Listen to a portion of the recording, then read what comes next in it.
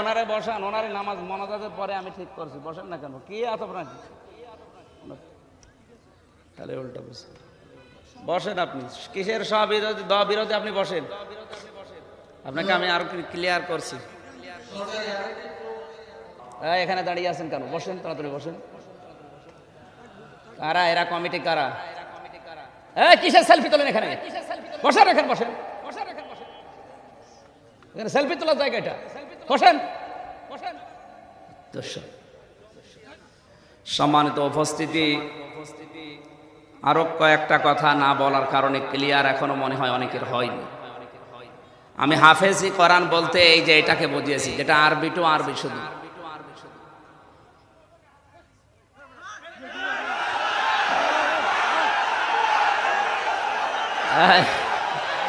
বসেন বসেন, বসেন বসেন। ওর মাথায় সমস্যা আছে, বসেন। আরে ভাই বসতেই তো বলছে, বসেন।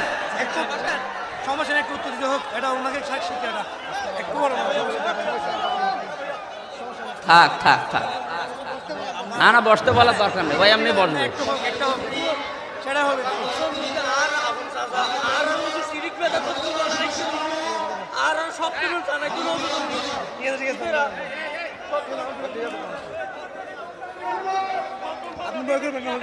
বসেন বসেন বসেন। আরে ভাই আপনি চুপ করে, কিসে ভয়? ভয় কিসের? পাগলামি করে। মাজার পূজারি তো বোঝা যাচ্ছে, আর মাথায় একটু তার কাটা আছে। বসেন বসেন বসেন। আমার বক্তব্য ডক্টররা বসে বসে শোনে, ভুল ধরলে তারা ভুল ধরলে মেনে নেয়। বসেন বসেন বসেন। আপনারা কথা কিসের ভিডিও করো? তুমি বন্ধ করো।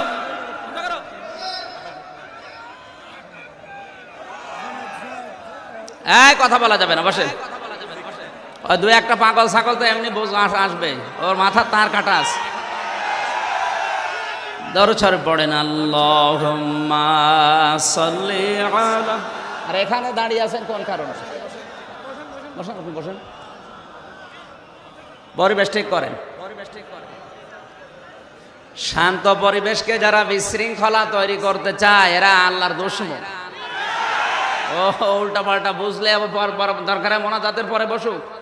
আমি এখনো তো কমপ্লিট করিনি, শেষ করবো তারপরে তো এসে বাম হাত ভরে দিচ্ছে। এখানে আলেম বসে নেই, অন্তত যারা আলেম আছে ওরা যদি বাধা দেয়, কোনো ডক্টর বিশ্ববিদ্যালয় তারা যদি বাধা দেয় আমি মেনে নেব। তো তাদের বোঝাতে আমি এখনো সময় নেব। আর ও কি, ওর মাথার আসলেও তার কাটা আছে। পাগল ছাগল দেশে যত। না, কথাটা তো শেষ করতে দেবেন। আমি কি একেবারে রোবভানের কাহিনী ধরবো?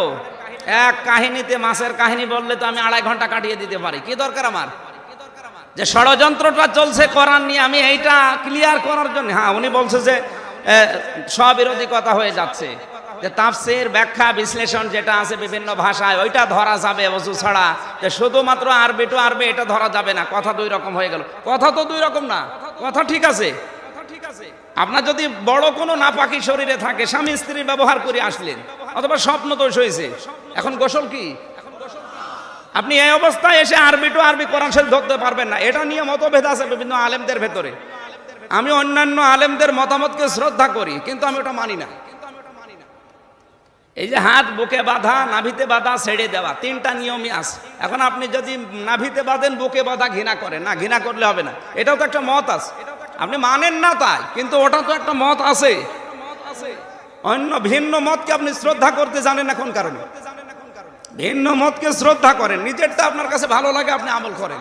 কিন্তু যারা আল্লাহু আকবার বলে হাত ছেড়ে দেয়, ওখানে নামাজ হবে না। কিন্তু যদি বলেন না ওটা মানি না, ও নামাজ হবে না, না এটা বলা ঠিক না। আপনি ইসলাম তো আপনার বাবার না। সাহাবায়ে কেরাম যে যখন রসুলকে যে অবস্থায় দেখেছে, কেউ দেখেছে আল্লাহু আকবার বলে হাত বুকে বেঁধেছে, সে বর্ণনা দিয়েছে যে বুকে বাঁধা সুন্নাত। কেউ দেখেছে আল্লাহু আকবার বলে নাভিতে বেঁধেছে, সে বলছে এটা সুন্নাত। যে যে অবস্থায় দেখেছে রসুলকে, ওইটা বর্ণনা করার কারণে ওইটা আমাদের কাছে এসেছে। আমাদের কাছে যেহেতু ইমাম আবু হানিফা রহমতুল্লাহ আলাইহির মতামতটা ভালো লাগে, নাভিতে বাঁধা, এই জন্য আমরা এটা মেনে নিই। আপনি সৌদি আরবে যান, দেখবেন আল্লাহু আকবার বলে হাত ছেড়ে দিয়েছে, নামাজ হবে না তাদের। ইমাম মালিককে যারা অনুসরণ করে তারা আল্লাহু আকবার বলে হাত বুকে বাঁধে, নামাজ হবে না। আপনি ফতোয়া দিতে পারবেন যে নামাজ হবে না? উনি বলতে চাচ্ছে যে এটা স্ববিরোধী। স্ববিরোধী না, আমি ওনাদের মতামতগুলো জানালাম, আমি ওটা মানি না, কিন্তু আমার তো মতামত তো বলা লাগবে, কারণ ওইটাও একটা মত আছে। ভিন্ন মতকে আমরা শ্রদ্ধা করতে সম্মান করতে জানি না, এই জন্য আমাদের এত বিশৃঙ্খলা। আপনার মন এত ছোট হবে কেন? পর্দার বিষয়ে যে মুখ খুলে রাখা এবং মুখ ঢেকে রাখা দুইটা বিধানই আছে। কারণ এমন এমন দেশ আছে, মুসলমান দেশ, যেখানে আপনি পর্দা 100 ভাগ করে একেবারে যে নেকাব মেকআপ নিয়ে যদি আমেরিকায় চাকরি করেন, আপনাকে চাকরি অফিসে করতে দেবে না। আর ইসলাম যেহেতু সার্বজনীন, ওই দেশেও তো ইসলাম মানুষ মেনে চলবে নাকি? এখানে 96% মুসলমান যেভাবে পর্দা করতে পারছেন, আমেরিকায় আপনি ওইভাবে করতে পারবেন? বলেন বলেন। এখন ওখানে যদি আপনার বোন চাকরি করে, কিভাবে করবে? ওখানে অফিসের নিয়ম মুখ খোলা রাখা লাগবে। নবীজি তো এই জন্য রুখসাত দিয়েছেন। আর যেটা একেবারে হাত মুখ পা সব, শুধু চোখ দুইটা বাদ দিয়ে, পায়ের পাতা বাদ দিয়ে সব ঢেকে রাখা লাগবে, এটা আজিমাত, এটা আমিও মানি, এটা সম্মান করি। কিন্তু অন্যান্য যে মত আছে, এটাও তো আপনাকে মানা লাগবে।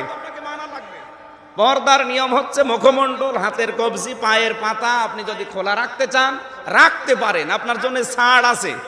কারণ এমন এমন জায়গা যেখানে ইসলাম মানতে আপনি 100 ভাগ পারবেন না, সেরকম দেশ দুনিয়ায় নেই।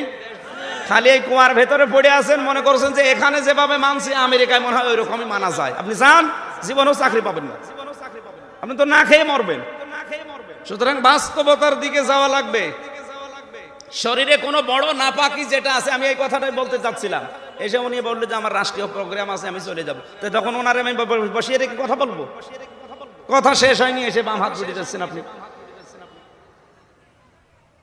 আমি এই সূক্ষ্ম ষড়যন্ত্রটা নিয়ে এসেছিলাম যে মানুষকে আজ কোরআন থেকে দূরে সরানোর যে পায়তারা ইহুদি খ্রিস্টানরা করছে, আর যে আয়াত দিয়ে দলিল দিচ্ছেন, আসলে ওই আয়াত তো এই পক্ষে নাজিল হয়নি।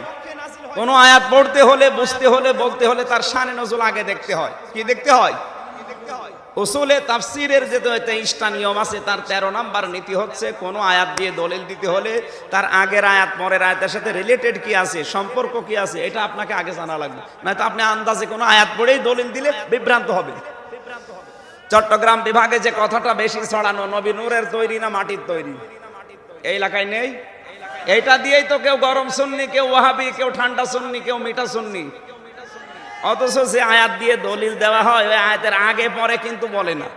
সূরা মায়েদার 15 নম্বর আয়াত দিয়ে দলিল দেয়, ক্বাদ জাআকুম মিনাল্লাহি নূরু ওয়া কিতাবুম মুবিন।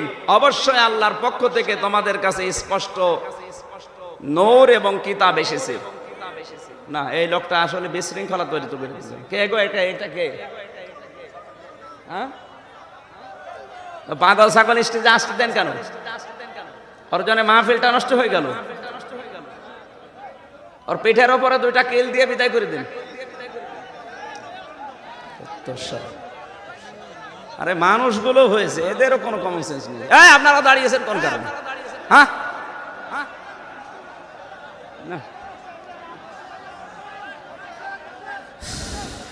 বসেন বসেন ভাই। এই ওসা করে করো, চল যাবে, যাক। ওরা কমিটির লোক যারা আছে তাদের ধরে বিদায় করে দিন, অন্তত এরিয়া পার করে দিন। ওর মাথায় সমস্যা আছে, পাবনায় পাঠিয়ে দিন। আর আপনারা বসেন, আপনারা বসেন, আমি কথা শেষ করি। বসেন। এই বসেন না কেন?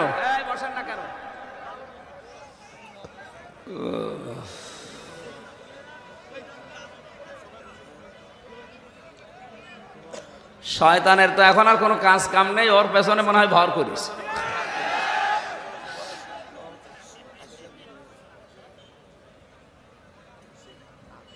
আমার আজকের আলোচনার বিষয় ছিল সূরা আনফাল থেকে যে 5টা গুণ যদি আমরা অর্জন করতে পারি, মহান আল্লাহ আমাদেরকে 3টা পুরস্কার নিজের হাতে দান করবে। গুণ কয়টা? জবাব দেন। 5টা। এই 5টা গুণ যদি আমরা এখানে যারা আছি অর্জন করতে পারি দুনিয়ার এই ছোট্ট জীবনে, মহান আল্লাহ আমাদের পুরস্কার দেবেন 3টা। 1 নম্বরে তার দরবারে একটা সুউচ্চ মর্যাদা চেয়ার আমাদের জন্য তৈরি করে রাখবেন। 2 নম্বরে জীবনের অপরাধগুলো আল্লাহ ক্ষমা করে দেবেন। 3 নম্বরে সম্মানজনক রিজিক দিয়ে আমাদেরকে ভূষিত করবেন। এই 3টা পুরস্কার পেতে হলে গুণ অর্জন করা লাগবে কয়টা? আমরা ওই দিকে যাচ্ছিলাম, হঠাৎ করে শয়তান মার্কা লোক এসে ঝামেলা ফেলে দেবে, নাকি মোনাজাত করে দেবো? হ্যাঁ, এই জটলাটা ভাঙেন তো, জটলাটা শয়তান সমস্যা করছে। জটলা ভেঙে দেন, দেন তাড়াতাড়ি ভেঙে দেন। কমিটিতে যারা আছে নিশ্চুপ হয়ে বসে পড়েন, মানুষকে বসিয়ে দেন, তাড়াতাড়ি করেন। এই ওটা দরকার নেই, ওদেরকে বসিয়ে দেন যারা দায়িত্বে আছেন। আমরা দরুদ শরীফ পড়ছি, আল্লাহুম্মা সাল্লি আলা মাওলানা মুহাম্মাদ ওয়া আলা আলি সাইয়্যিদিনা মাওলানা সুবহানাল্লাহ আলহামদুলিল্লাহ লা ইলাহা ইল্লাল্লাহ। এই যে এই লাইনে যারা দাঁড়িয়ে আছেন এরা কি মানুষ না দেবতা? আপনারা বসতে পারছেন না? ওখানে বসে পড়বেন, আপনারা বসে পড়লে তো শান্ত হয়ে যায়। ও পাগল একা দাঁড়িয়ে থাকে, থাকুক, বসেন বসেন। সুবহানাল্লাহ আলহামদুলিল্লাহ। মাইকের আওয়াজ কমে যাচ্ছে কেন?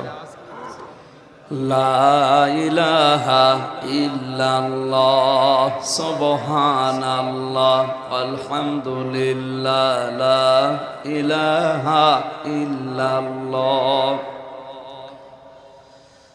আল্লাহ তোমার এই দুনিয়ায়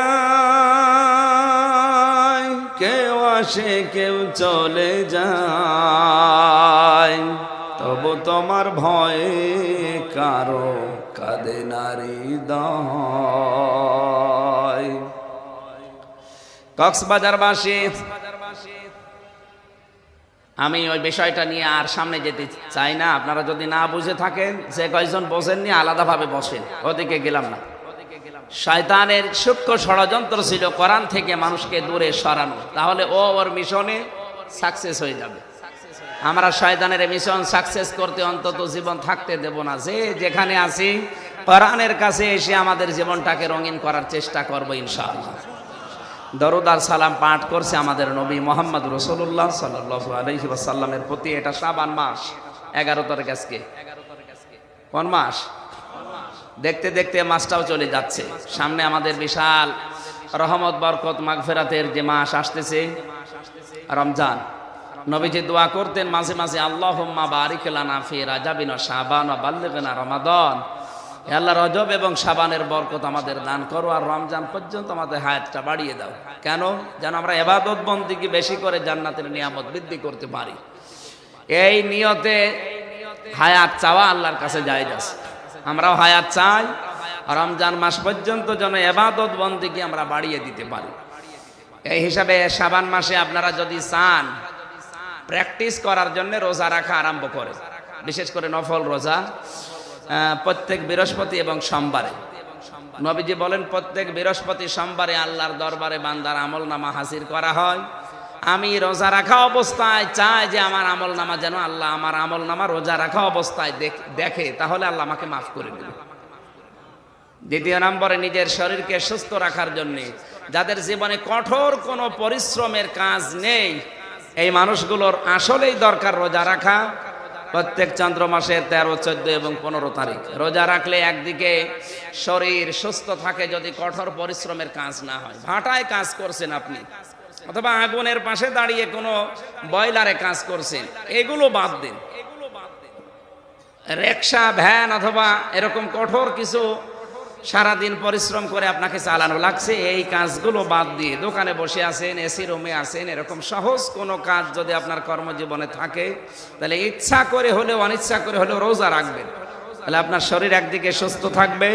2 নাম্বার, আপনার হজম শক্তি বৃদ্ধি হবে। রোজা রাখলে হজম শক্তি বৃদ্ধি হয়, সুবহানাল্লাহ। এরপরে গ্যাস, আলসার, এগুলো যাদের আছে গ্যাস্ট্রিক আলসার, রোজা রাখার দ্বারা ওইগুলো আরো দাবন পড়ে থাকে। ওই রোগ থেকে মুক্ত হওয়ার জন্যে এ রোজার ব্যবস্থা আল্লাহ রাব্বুল আলামিন দিয়েছেন। আমরা তো সব সময় খেতেই থাকি। এটাকে বিরতি না দিলে আপনার ভেতরে যে রোগগুলো জন্ম হয়, এগুলো দূর করার জন্য রোজা দরকার। আর একটা মাস রোজা রাখলে প্রায় 27টা উপকার আছে। রোজা রাখবেন এই আশা নিয়ে আমরা আজকের আলোচনা আরম্ভ করছি। 5টি পুরস্কারে 5টি গুণের দ্বারা 3টি পুরস্কার অর্জিত হয়। সূরা আনফাল 2, 3, 4 নম্বর আয়াত। জবান খুলে দিয়ে কোরআনের সোনালী আয়াত যদি মুখস্থ থাকে আপনি পড়বেন, প্রতিটি অক্ষরে যেন আল্লাহ 10টা করে নেকি দান করেন। আউযু বিল্লাহি মিনাশ শাইতানির রাজিম, বিসমিল্লাহির রহমানির রহিম।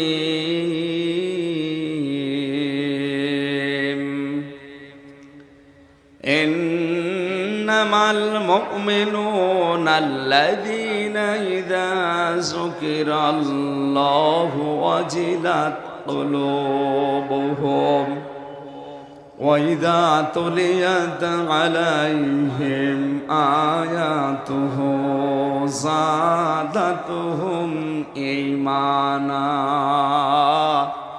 ওয়া আলা রাব্বিহিম ইয়াতাওয়াক্কালুন।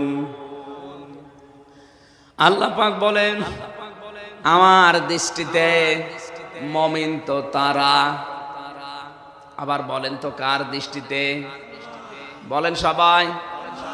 আল্লাহর দৃষ্টিতে মুমিন তো তারা যাদের সামনে আল্লাহর নাম উচ্চারণ করলে তাদের অন্তরাত্মা কেঁপে ওঠে।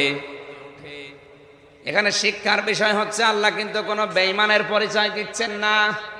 আল্লাহর দৃষ্টিতে যারা মুমিন তাদের পরিচয় আল্লাহ দিচ্ছেন যে তাদের ভেতরে এই গুণগুলো পাওয়া যাবে। এখন মুমিন আমরা এখানে যারা আছি মুমিন হতে পারলাম কিনা বা হয়েছি কিনা এটা আমাদের আগে জানা দরকার। কথা বলেন না কেন? আমার যে ঈমান আছে ঈমানটা আংশিক না পরিপূর্ণ, এই ব্যাখ্যা দেওয়ার জন্য কোরআনের কাছে হাদিসের কাছে যাওয়া লাগবে। হযরতে আবি উমামা থেকে যে হাদিসটা পড়েছিলাম, আল্লাহর নবী হাদিসের শেষ ভাগে বললেন ফাকাদ ইস্তাকমালাল ঈমান। কেউ যদি তার ঈমানকে পরিপূর্ণ করে নিতে চায়, আংশিক না একেবারে নিম্ন না পুরাপুরি করে নিতে চায়, পরিপূর্ণ করে ঈমানকে নিতে চায়, সে যেন 4টা কাজ দুনিয়ায় করে। এই থিওরিগুলো দেখবেন আপনার জীবনে আছে কিনা। মান আহাব্বা লিল্লাহি, কাউকে যদি আপনি ভালোবাসেন শুধুমাত্র বাসবেন আল্লাহর জন্যে। কার জন্যে?